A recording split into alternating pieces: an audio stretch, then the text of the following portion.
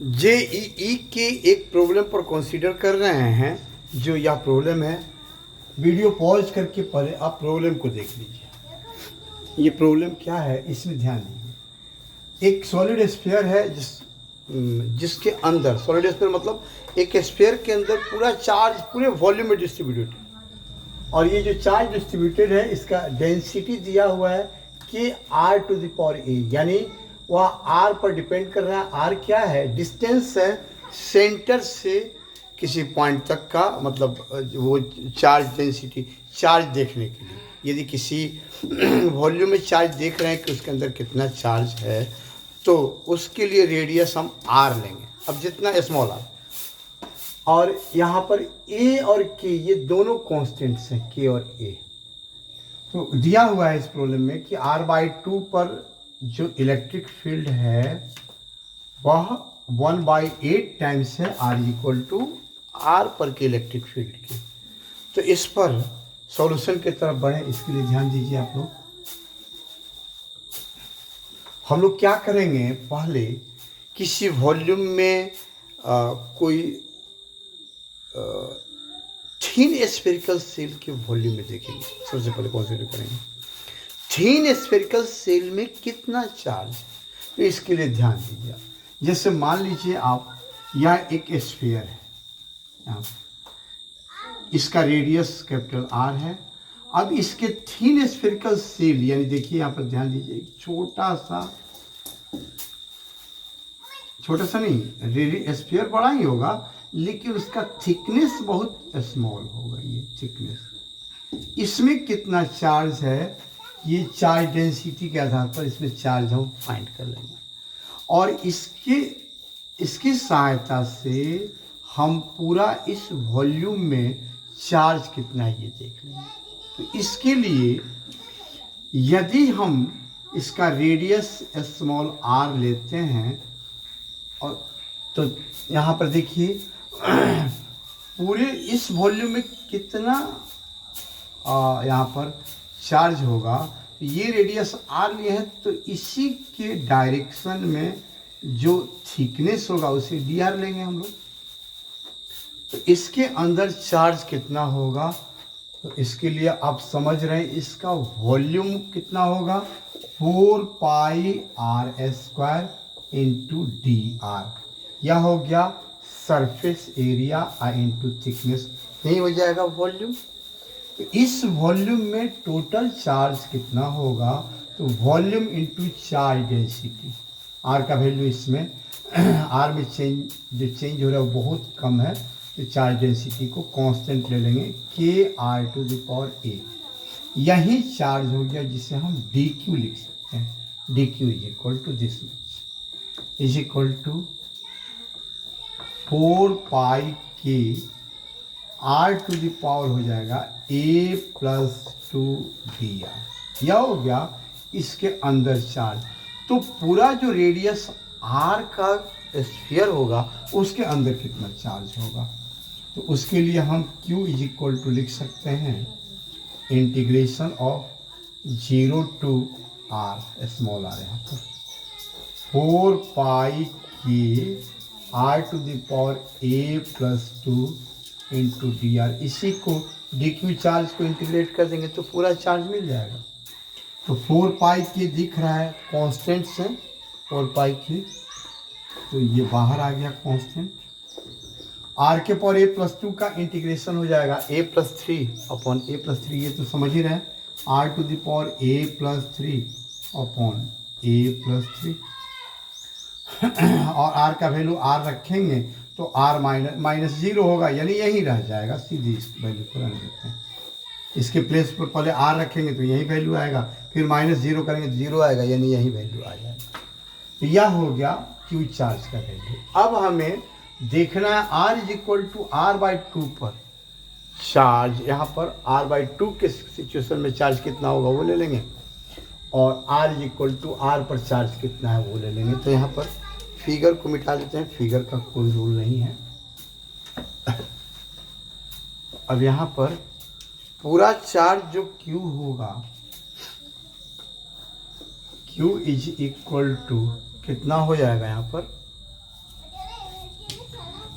इसके अकॉर्डिंग देखें तो कितना आ जाएगा 4 पाई के आर की जगह पर कैपिटल आर पावर a+3 और बाई a+3 होगा।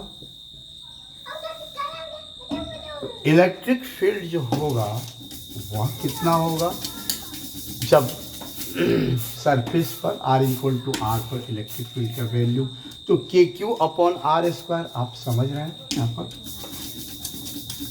तो इलेक्ट्रिक फील्ड E = हो जाएगा K डैश ले लेते हैं, यहाँ पर कांस्टेंट चूंकि K लिया गया है तो हम अब जो इलेक्ट्रिक कांस्टेंट है उसको K डैश ले लेते हैं। तो K डैश Q, यहाँ पर Q की जगह पर यह वैल्यू K डैश × 4 पाई के r⁴ a+3, यार आने देते हैं Q के फॉर्म में K डैश Q/r²। यहाँ E = यह इलेक्ट्रिक फील्ड कब के लिए है? R = R के लिए, एट R = R। अब चलेंगे eight R = R/2 electric field कितना होगा? तो चार्ज Q डैश = कितना हो जाएगा यहाँ पर? Q डैश = इसमें R की जगह पर क्या पुट कर देंगे? R/2। तो क्या हो जाएगा 4 पाई के R की जगह पर लिख देंगे R/2 a+3 अपॉन a+3 होगा यहाँ पर।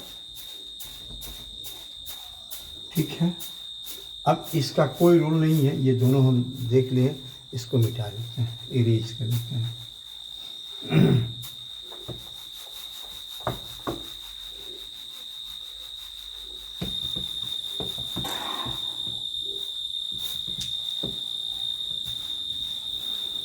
अब देखिए यहाँ पर Q डैश का वैल्यू हम Q के फॉर्म में लिख सकते हैं। यहाँ पर ये Q डैश = 4 पाई के r⁴ a+3 upon r⁴ upon a+3 हो गया, × 1/2 के 2⁴ a+3 1/2 होगा ये। तो इसके बदले 4 पाई के r⁴ इसके बदले हम Q रख सकते हैं यहाँ पर। तो ये वैल्यू Q डैश = हो जाएगा Q by Q dash = Q/2 a+3, यही वैल्यू हो गया Q डैश का। अब electric field at R = R ये आया है electric field K dash × this much. तो इलेक्ट्रिक फील्ड छोड़ देते हैं value eight R = R/2 E = कितना हो जाएगा यहाँ पर? इलेक्ट्रिक फील्ड E = दिख रहा है K डैश Q डैश, चूँकि उसके अंदर जो चार्ज होगा, टोटल स्फीयर के अंदर जो चार्ज होगा वह यहाँ पर Q डैश चार्ज होगा। किस स्फीयर के अंदर? R = R/2, capital R/2 radius के स्फीयर के अंदर चार्ज यही होगा। तो उसके सरफेस पर इलेक्ट्रिक फील्ड कितना हो जाएगा? Q डैश अपॉन R² होगा। तो K की जगह पर K डैश है, तो Q डैश की जगह पर यही वैल्यू Q डैश = आ गया है Q, ये a+3 इसके साथ है, Q डैश Q/2 a+3, ये Q डैश की जगह पर बाई यहाँ पर रेडियस के स्क्वायर R/2 2 हो जाएगा यहाँ पर। तो ये आ जाएगा वैल्यू। अब यहाँ पर यह इलेक्ट्रिक फील्ड आया हुआ है K डैश Q/r², और यह इलेक्ट्रिक फील्ड जो आ जाएगा इसे यहाँ पर मिटा के लिख देते हैं।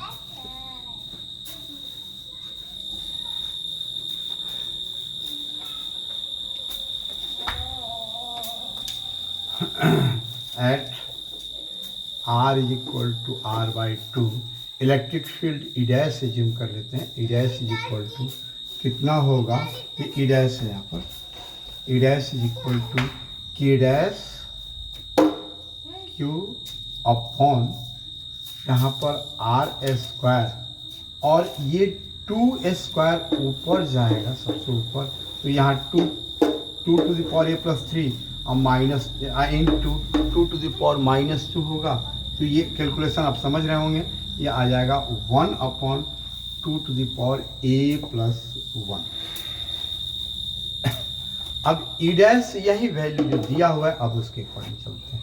ई डैश का वैल्यू मिल गया, ई का वैल्यू मिल गया।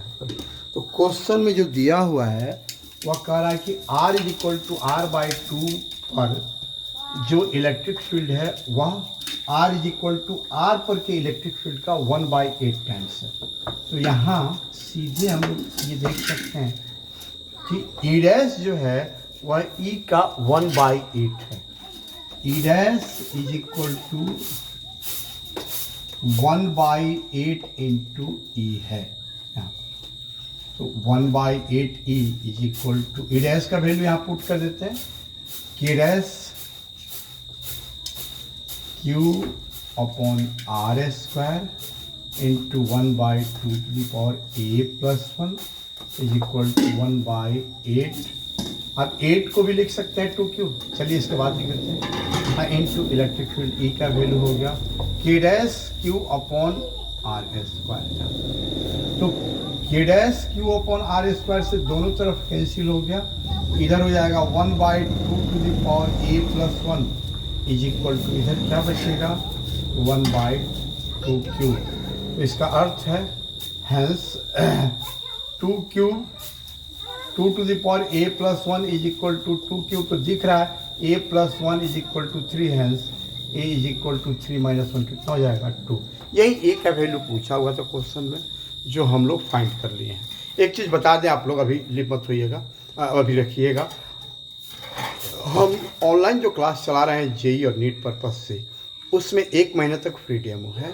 और पहले जो 2 दिन डेमो है वो स्टूडेंट जो न्यू स्टूडेंट्स हैं उनके लिए स्पेशली डेमो है, उसके बाद बैच में है डेमो। लेकिन पहले 2 दिन जो डेमो होगा न्यू स्टूडेंट्स के लिए, वो स्टूडेंट्स जहाँ से मन करे 11th-12th के किसी भी ब्रांच, किसी भी पोर्शन से, किसी भी चैप्टर से कोई डेरिवेशन, कोई थ्योरी कॉन्सेप्ट्स या कोई भी प्रॉब्लम जहाँ से मन करे पूछ सकते हैं।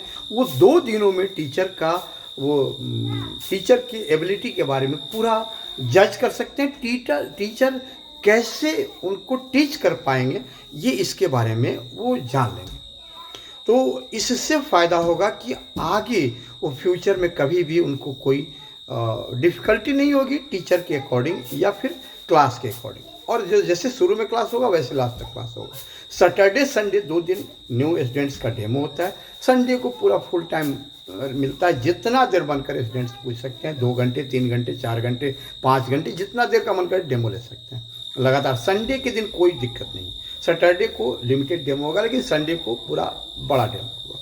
और उसके बाद बच्चे यदि 2 दिन के डेमो में सेटिस्फाइड होते हैं तो फिर मंडे से वो क्लास को कंटिन्यू कर सकते हैं। और 1 महीना पढ़ने के बाद, मंडे से फिर 1 महीना पूरा होने के बाद वो फिर भेजेंगे, या वो सेटिस्फाइड होंगे तो पहले भेज सकते हैं, बच्चे पहले भेज देते हैं, लेकिन 1 महीने के बाद ही फी भेजना है। और उसके बाद हर महीने कंटिन्यू यदि करेंगे स्टूडेंट्स तो हर महीने पढ़ने के बाद फी भेजना है, कभी भी पहले नहीं भेजना है। ये हो गई बात डेमो की। दूसरी बात, हम रिपीटर्स बैच में बच्चों का, जेई और नीट के रिपीटर्स बैच में बच्चों का ध्यान रखें कि बच्चे अच्छा रैंक ला सके या फिर उन क्रैक कर सकें जेई को या नीट को। इसके लिए हमने 545 से एबव मार्क्स 2024 में जिसका आया है नीट में, उसको एक साथ रखें और उससे नीचे वाले को एक साथ रखें।